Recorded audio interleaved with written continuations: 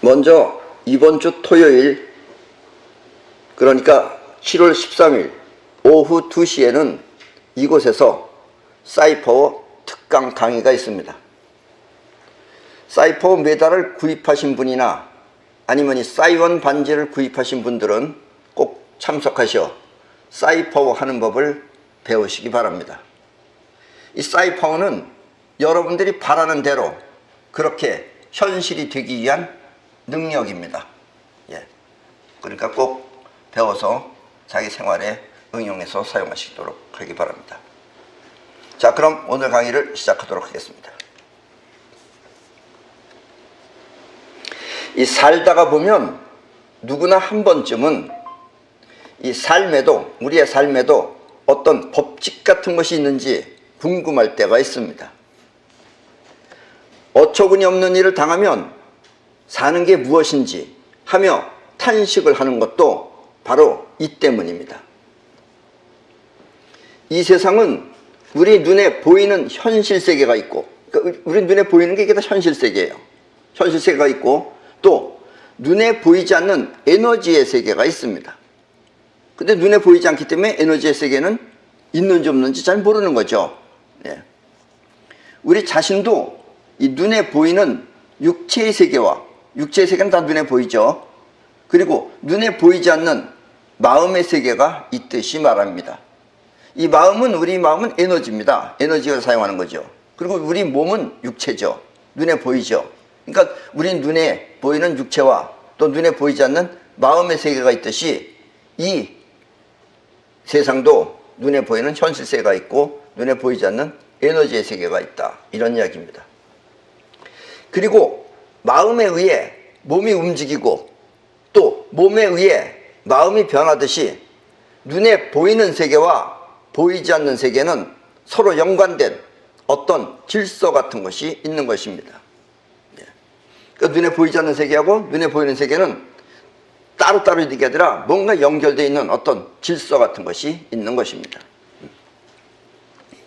그래서 인류는 과학을 통해 눈에 보이는 현실 세계의 법칙을 찾아내고 또 그 법칙이 작용하도록 눈에 보이지 않는 세계의 원칙을 알아내요.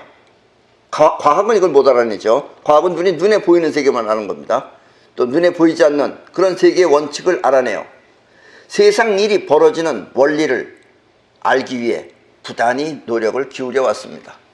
우리 사람들은 그런 노력을 많이 기울여 왔어요. 몇 천 년, 몇 만 년 전부터. 특히 우리 동양에서는 눈에 보이지 않는 세계의 원칙을 도라고 하며 세상 일은 이 도에 의해 나타난다고 믿어왔습니다. 우리 동양은 그랬어요.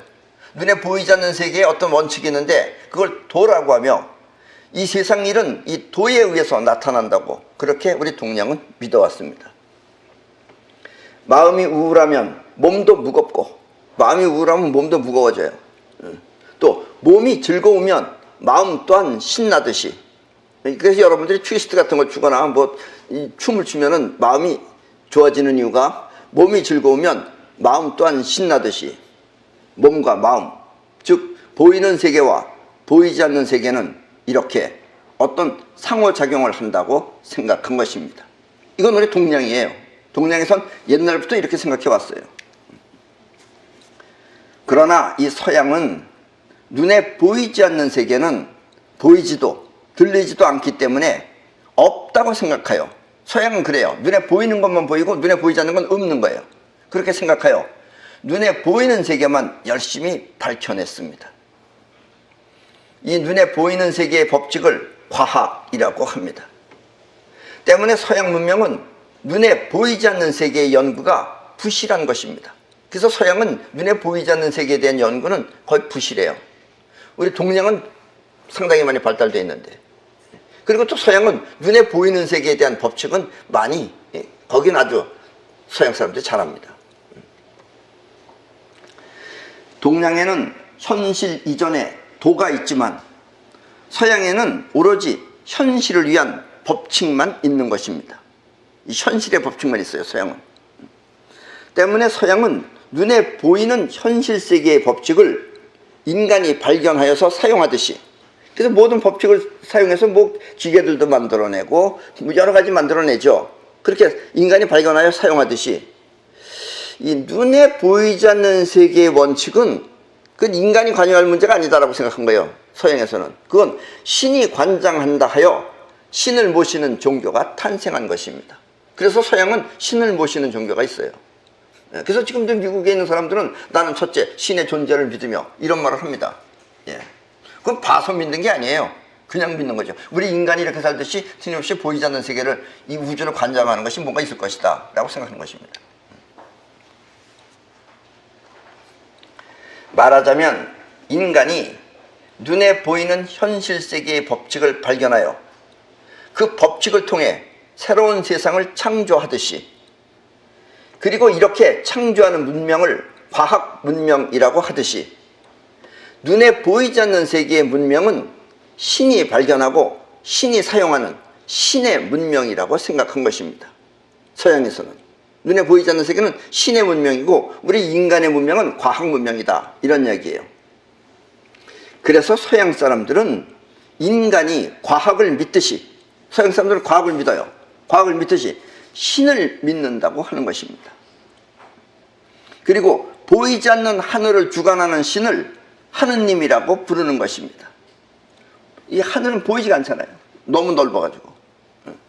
하느님은 곧 보이지 않는 세상을 주관하는 하늘님이라는 뜻입니다. 하늘님을 우리는 하느님이라고 부르는 거예요. 물론 서양에서는 그걸 갓이라고 부르지만 말입니다. 네. 보이지 않는 세계를 주관하는 신이, 다시 말하면 갓, 하느님입니다. 이 오늘날의 젊은 사람들은 이와 같은 과학 시대에 살고 있기 때문에 과학적 입증을 마치 신의 영역처럼 생각하지만, 그 과학적으로 입증된 것만이 신이 허락한 것, 신의 영역처럼 생각하지만, 사실 과학은 우리 삶의 비밀을 말해주기에는 너무나 부족한 학문입니다. 왜냐? 눈에 보이는 이 세상은 눈에 보이지 않는 에너지에 의해 만들어졌기 때문입니다. 그래서 결국은 과학이라는 세계는 눈에 보이지 않는 세계에 의해서 만들어진 어떤 것이기 때문에 과학만 가지고는 우리 인생의 비밀을 말해주기에는 너무나 부족하다라는 이야기입니다. 과학은 죽을 때까지 연구해도 결코 알 수 없다라는 뜻입니다. 예. 그래서 옛날 동양 사람들은 이와 같은 하늘의 비밀인 도의 세계를 알아서, 그걸 알아가지고 그 도를 통해 현실 세계를 좋게 만드는 것을 덕이라고 하였습니다. 그게 덕이에요, 덕. 이른바 도를 통해 덕을 쌓는 것입니다. 도덕이란 이렇게 눈에 보이지 않는 세계의 원칙을 통해 눈에 보이는 세상을 좋게 만드는 그런 질서인 것입니다. 그런 질서와 같은 거예요. 그러니까 도덕이라는 것은 여러분들이 볼 때 눈에 보이지 않는 세계의 원칙을 통해서 그걸 갖고, 그 원칙을 갖고 이 눈에 보이는 세계에 좋게 만드는 것이 도덕이에요. 아셨죠? 그런데 이 눈에 보이지 않는 세계를 터득하지 못한 공자는 눈에 보이는 세계밖에 못 보기 때문에 그 당시에 그 공자가 만들어낸 건 예의범절입니다. 그 도덕과 원래 도덕은 틀리는 겁니다. 아셨죠? 네. 노자의 도덕은 바로 이와 같은 것입니다. 눈에 보이지 않는 세계의 어떤 원칙을 통해서 눈에 보이는 세계를 좋게 만드는 것, 이것을 도덕이라고 합니다. 도덕경은 이거예요. 아셨죠? 그리고 이와 같은 도덕은 도의 세계를 터득하지 못한 시절에 공자의 도덕과는 다른 것입니다. 공자의 도덕은 한마디로 예의 범절인 것입니다. 눈에 보이는, 어른한테는 잘해야 된다, 존경해야 된다, 이렇게 눈에 보이는, 그래서 이 세상을 나름대로 어떻게 평화롭게 잘 살기 위해서 만든 게 공자의 도덕이고, 원래 도덕은 눈에 보이지 않는 세계의 원칙을 통해 눈에 보이는 세계를 좋게 만드는 것이 진짜 도덕입니다. 우리 마음이 몸을 움직이는 에너지이듯이 눈에 보이는 현실 세계를 움직이는 에너지를, 눈에 보이는 이런 현실 세계를 움직이는 에너지를 우주 에너지라고 합니다. 우주 에너지는 끌어당기는 작용과 뻗어나가는 작용을 하며 현실 또한 그와 같은 작용에 의해 나타난 것입니다. 이 현실이라는 것은 우주 에너지가 어떻게 작용을 해서 나타난 것이다 라는 이야기예요. 이 우주 에너지를 뭉쳐 놓으면 눈에 보이는 현실이 되고, 그러니까 뭔가 뭉쳐져서 이렇게 만들어진 것들이에요. 이것이 눈에 보이는 현실이 되고, 또 눈에 보이는 현실이 흩어져서 뿔뿔이 사라지면 다시 에너지가 됩니다. 그래서 이런 것들이 부서져서 없어지면 형체는 없어진 거지만 결국은 그 실존하는 그 존재, 그것은 다시 에너지로 돌아갑니다. 예. 그래서 우리는 이 실존하고 있는 이 현실 세계를 다 환이라고 하는 거예요. 환각과 같은 것이다라고. 왜냐하면 돌아가면 다시 에너지가 되기 때문에. 그래서 과학은 이렇게 에너지가 뭉쳐 사물이 되고, 또 사물은 다시 에너지의 상태로 돌아가는 것을 에너지 불변의 법칙이라고 합니다. 과학은 이건 알아요. 이 세상의 모든 형태는 전부 다 없어지면 에너지로 돌아간다. 그리고 그 에너지는 영원히 변하지 않고 그대로 있다. 그것이 뭉쳐지면 이런 것이 되고, 사라지면 다시 에너지로 되고, 이걸 과학은 알고 있습니다. 그래서 과학은 이것을 에너지 불변의 법칙이라고 합니다.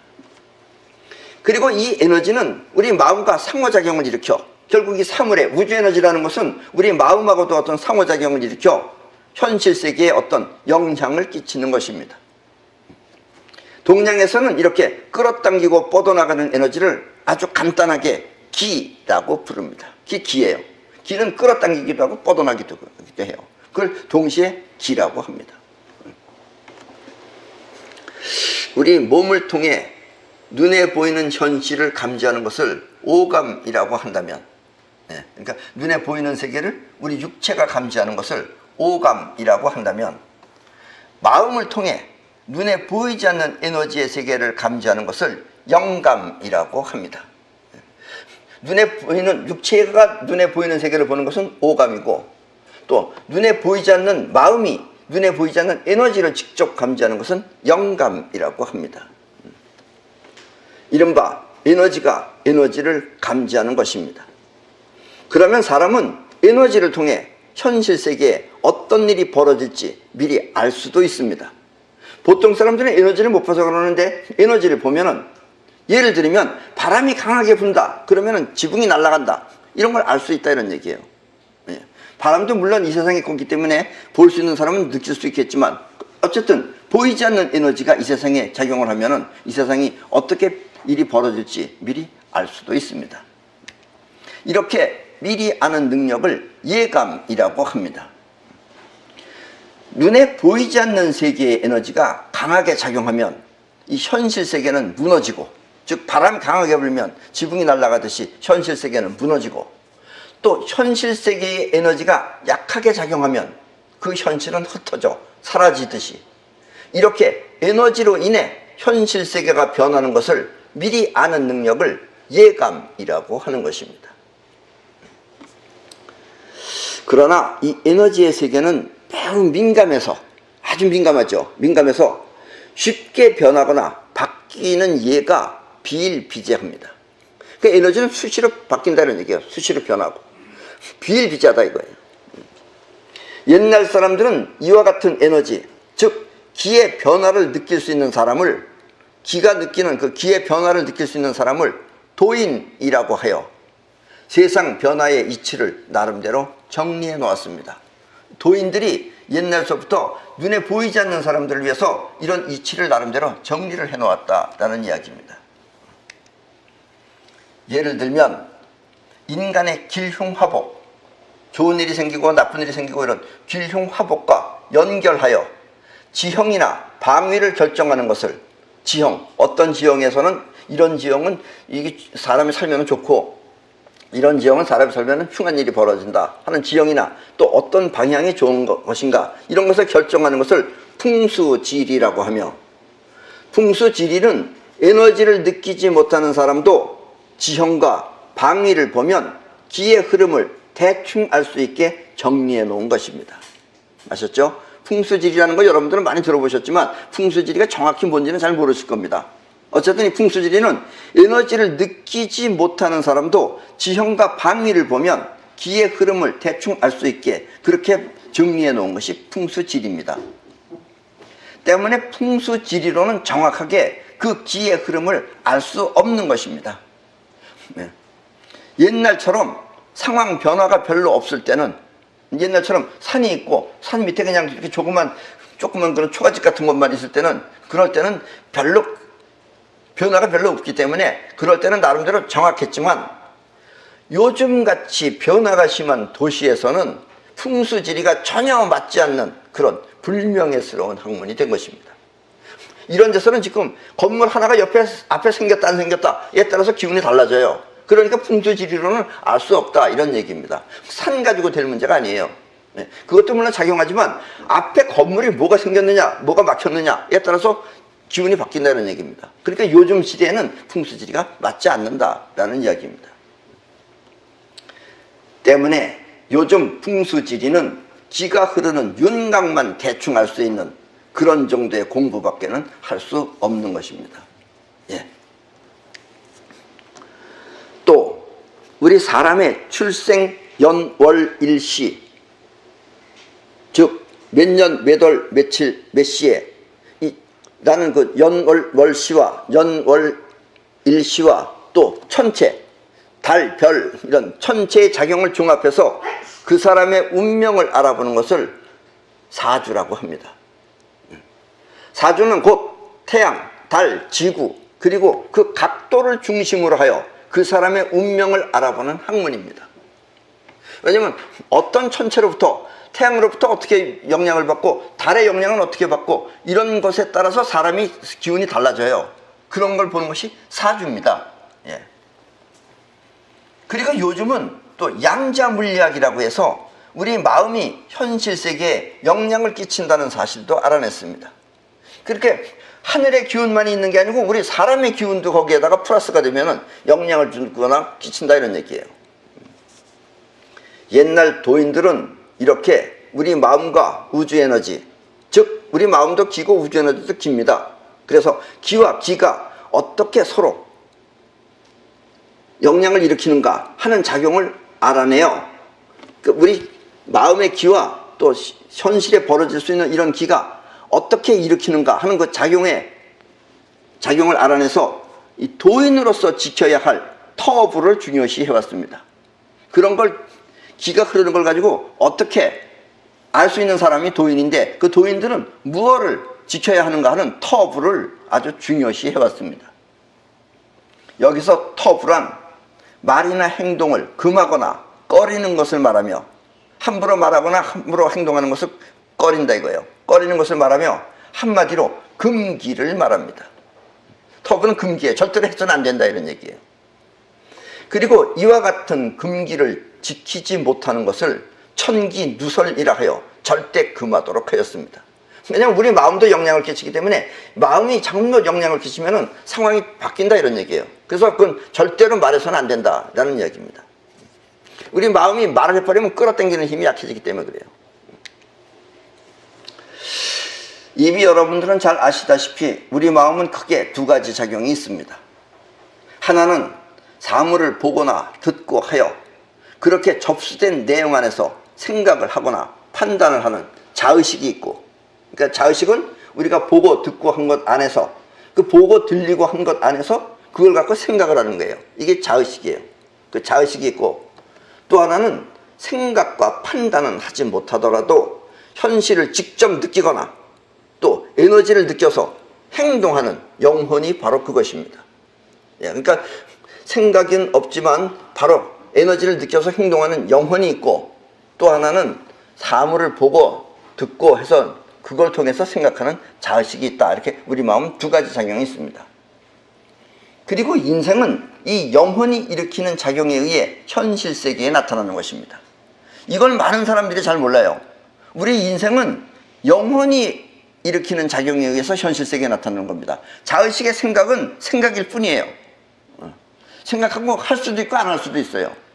그러니까 대부분의 사람들이 자의식의 망상을 현실이라고 생각하는 사람이 많다, 이런 얘기입니다.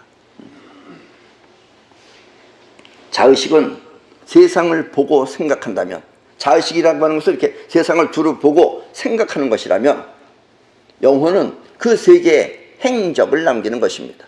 그래서 여러분들의 인생은 영혼이 만드는 것입니다. 영혼이 남긴 행적이 여러분들의 인생이에요.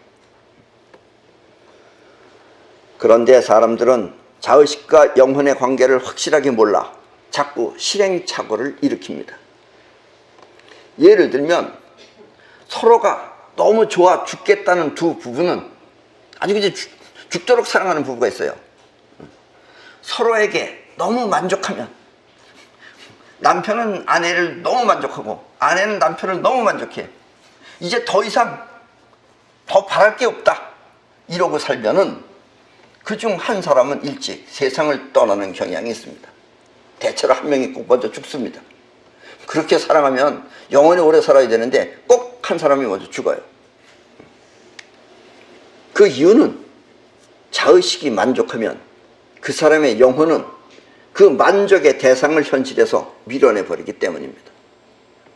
자의식이 너무 만족하면 당신만 있다면 이 세상에 다른 게 다 없어도 좋아 이렇게 너무 만족하면 그 사람의 영혼은 그 만족의 대상을 현실에서 밀어내버리기 때문입니다. 그럼 한 사람이 먼저 죽어요.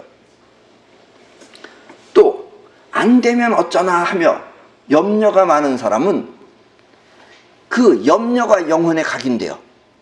생각이 각인되는 게 아니고 염려한다는 그 자체가 영혼에 각인돼요.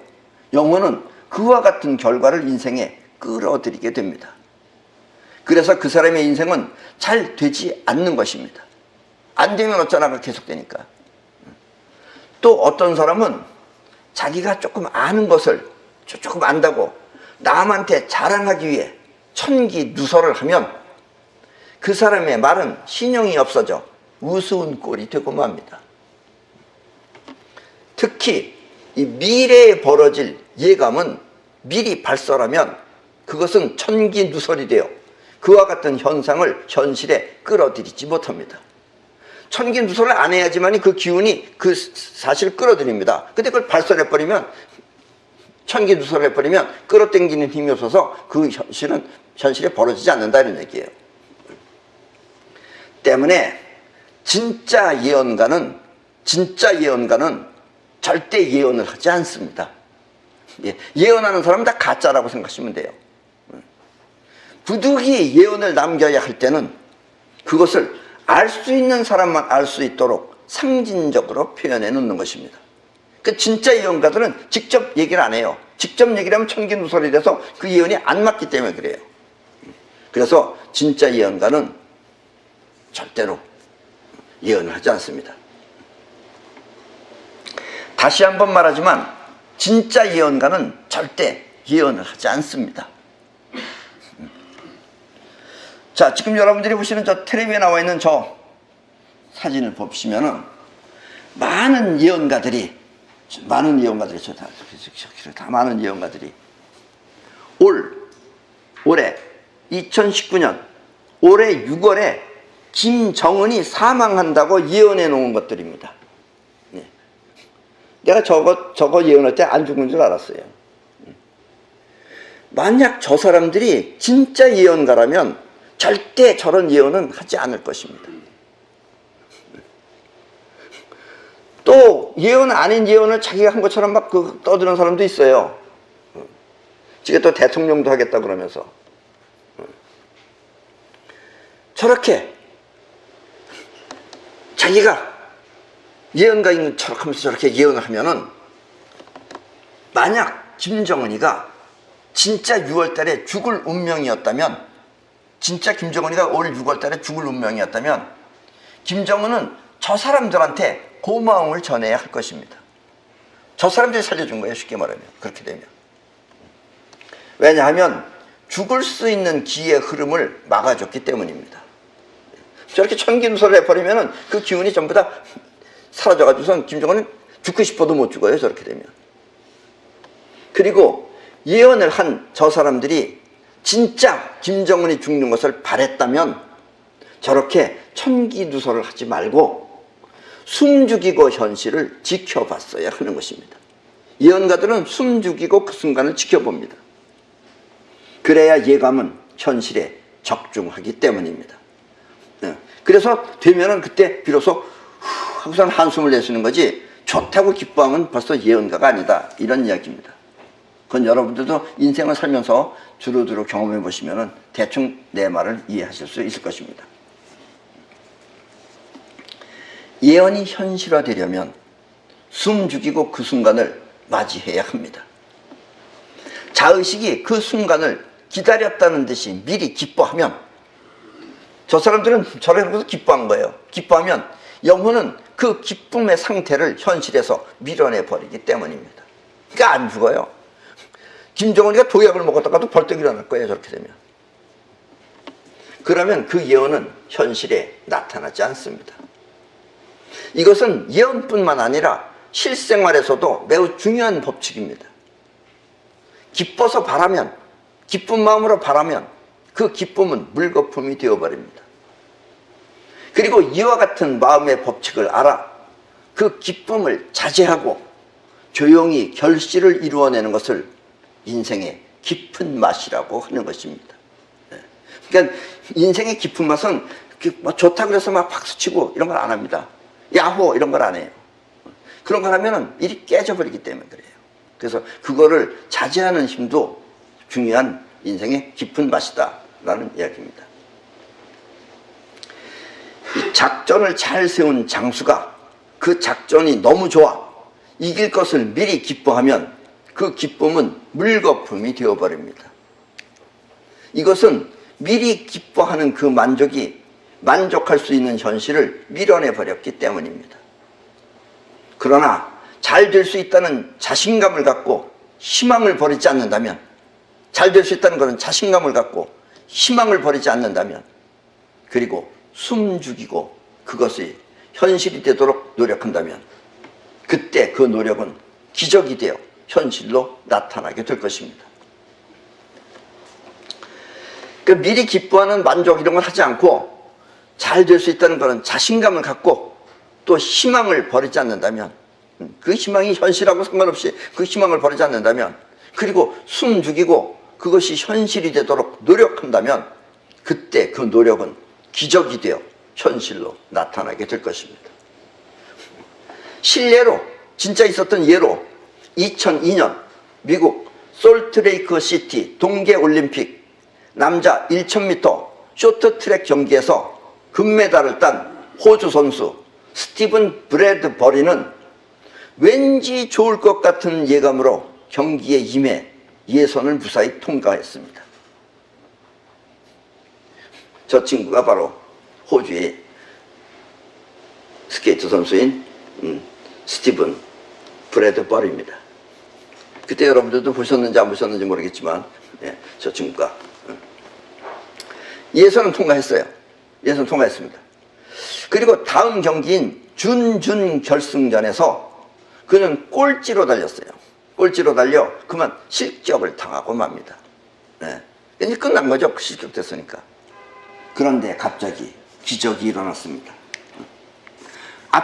자기 앞에 그 캐나다 선수가 실격으로 준결승전에 진출하게 된 것입니다.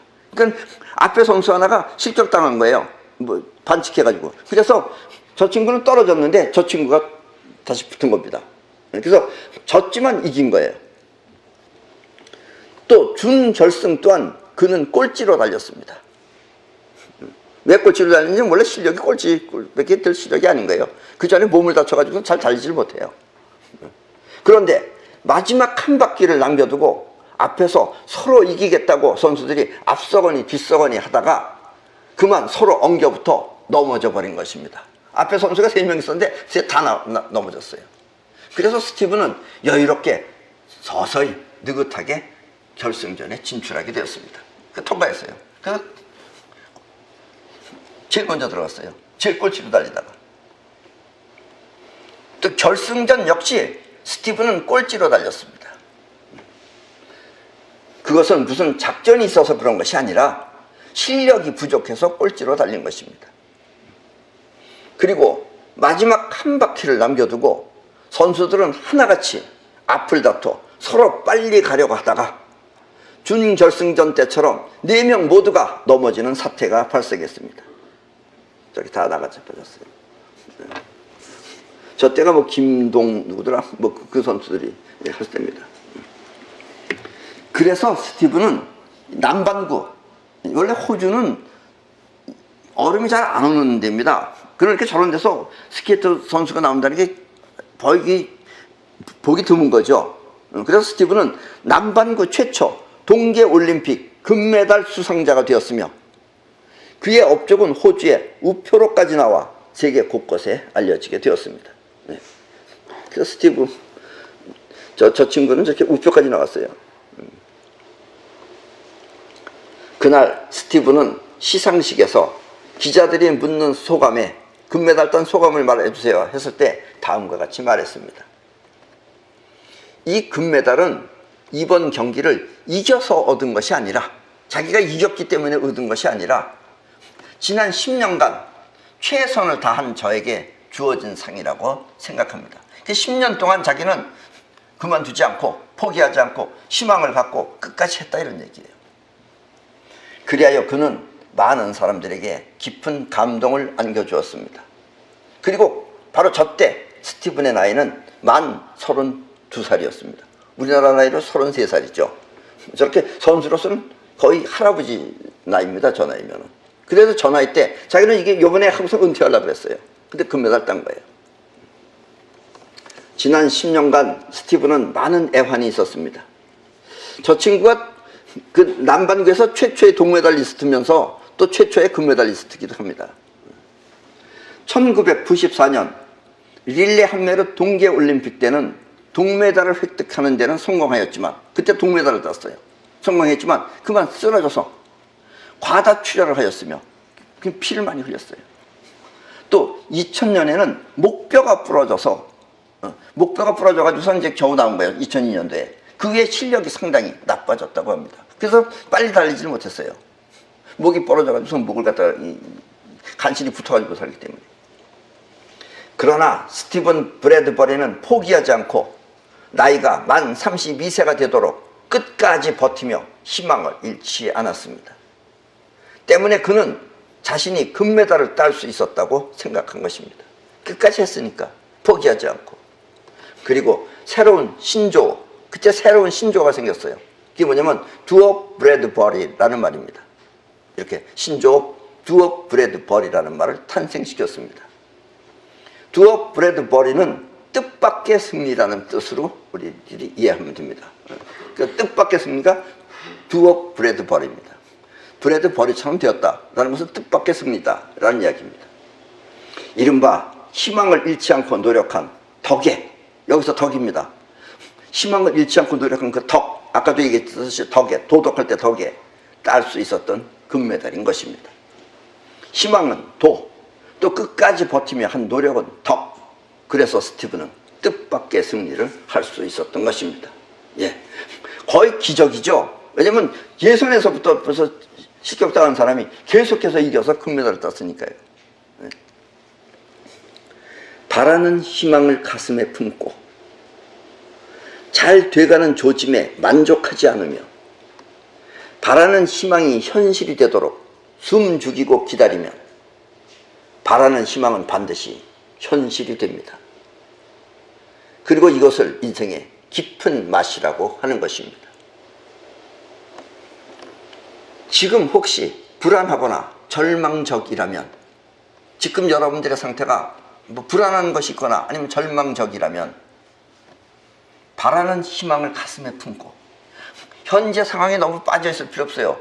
아무리 뭐 죽을 죄를 졌다 하더라도 바라는 희망을 가슴에 품고 잘 돼가는 조짐에 만족하지 않으며, 잘 돼가는 조짐에 만족하면 그것은 밀어내버리기 때문에, 또 바라는 희망이 현실이 되도록 숨 죽이고 기다리면 바라는 희망은 반드시 현실이 됩니다.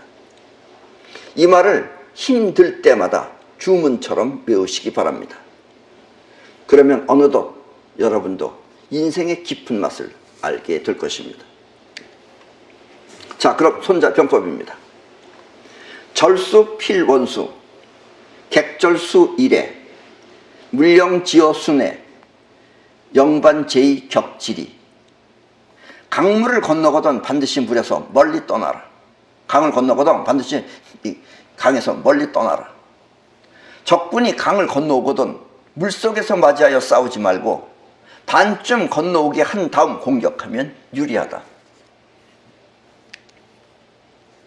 욕전자, 무부, 어수, 이영계, 시생처고, 무영수류, 차처수상, 지군야.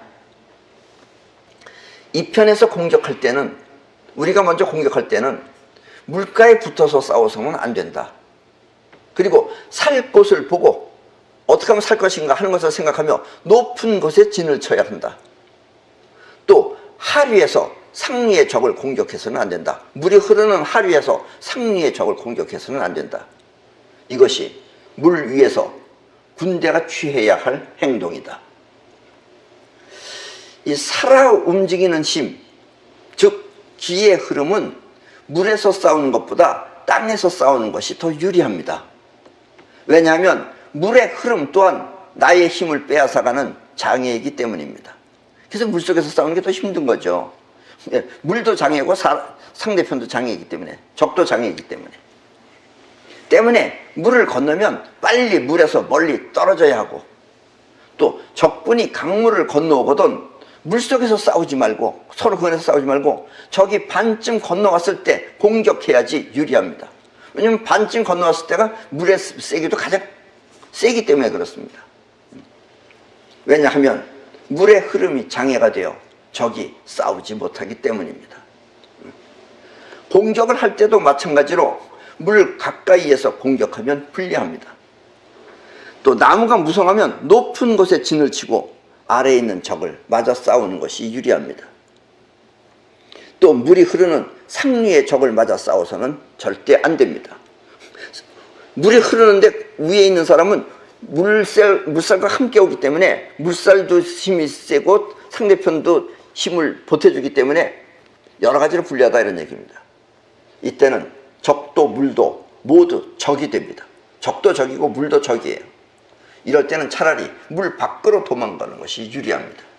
그리고 이것이 물에서 군대가 취해야 할 방법입니다. 아셨죠?